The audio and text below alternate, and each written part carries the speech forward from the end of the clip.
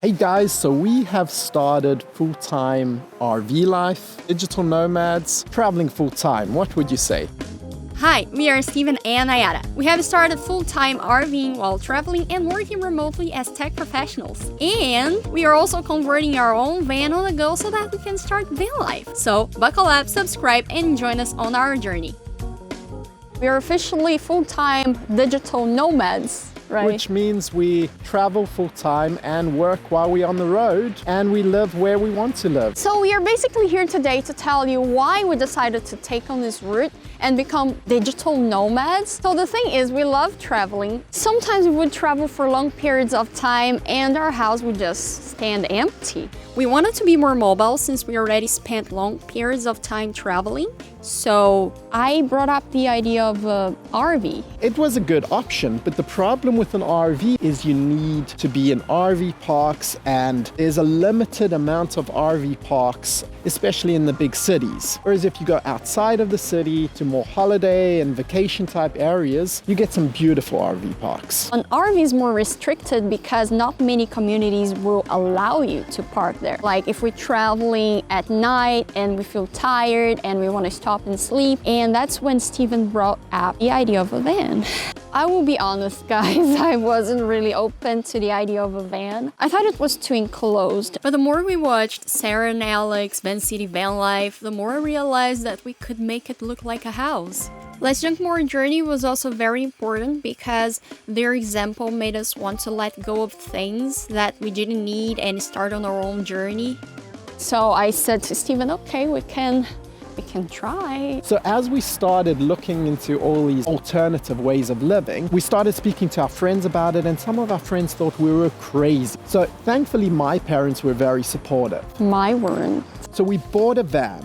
We installed windows and the fan. Yeah, we'll try to show you some videos soon of the window install, the floor install, that sort of thing. I got really busy with work. We got really busy with things. It delayed. Yes, and it never got finished. Our house was already filled with junk. Our van was starting to get filled with junk as well. Yeah. Essentially, we're paying rent to store stuff that just sits there and you don't use. When I first heard of the word minimalist, I thought it was a stupid trend. Years later, I just find myself trying to be a minimalist because it's sad when you look around and you realize that your house is full of stuff and you were basically paying rent to house everything. And this is after we got rid of a lot of stuff. Oh yeah, we had a lot more. Most of this stuff we bought at yard sales because we were quite the yard sale shoppers. So the thing is, in 2019, we spent like a big part of the year out, and we documented a lot of tiny houses. So seeing all these different tiny houses was actually quite amazing. Yes. And it was actually quite inspiring to see different ways that you could actually create little tiny living spaces without taking up too much space. And we were able to travel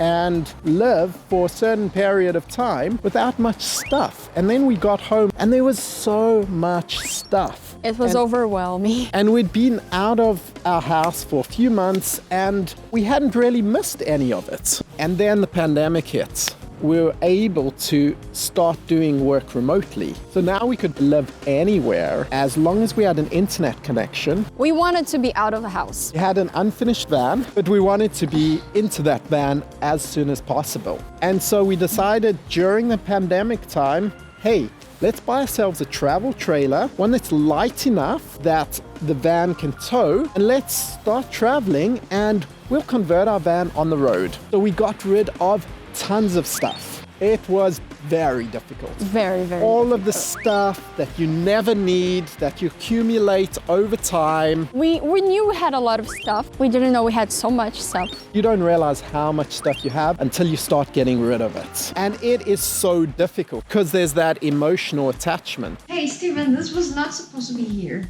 Neither was my pot lid. I was looking for this for ages. To the stuff that you never use, that sits in a cupboard, and maybe one day you'll use it. Or maybe pass it to your kids. We handed in our notice and we started actively looking for the right trailer. I think we found a trailer about 10 days before we moved out. So handing in our notice was Gave like us a deadline. it put a fire under our butts. Yeah, put fire under our butts. And it gave us a deadline of, hey, we need to be out by this time. We had so much stuff packed in the back of our van the night that we had to move out that we had not got rid of. Plus, we had some of the stuff we'd put in storage. I honestly kept things I don't really use. The aim is to start advertising your junk that you don't use, even the stuff that you really like that you don't use, ahead of time. Start advertising it now. Even if you're planning to go full-time in 1 year, 2 years, now's the time to start getting rid of that junk. Because if you leave it till 2 months before, that's a really, really short time to get rid of junk. I think I had a shock of reality when our couch was gone and I was like, wow, we don't have a place to sit. It was actually so crazy because we'd started fully traveling full time. We had a ton of stuff in the van, and over the next period of time, we got rid of more and more and more stuff.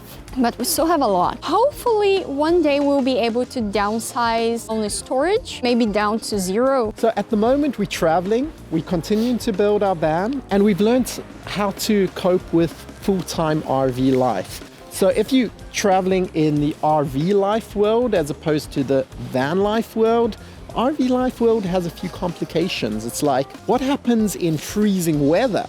We are still learning. Yeah, we'll try and make a video about things we learned in RV life. So guys, we want to invite you to be part of our journey.